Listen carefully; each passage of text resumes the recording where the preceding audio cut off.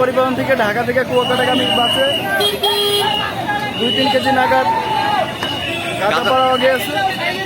স্টুডেন্টদের হাতে এগুলা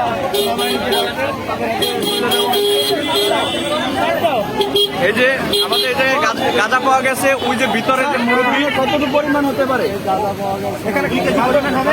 কত পরিমাণ গাঁজা আনুমানিক বলুন? 2 কেজির মতো।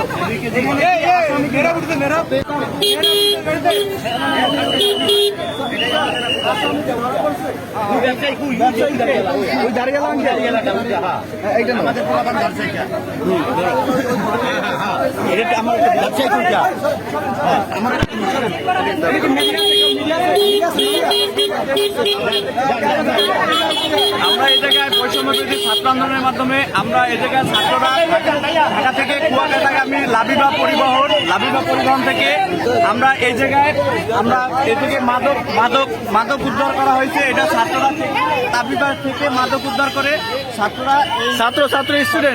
ছাত্ররা সেনাবাহিনীর কাছে হস্তান্তর করলো।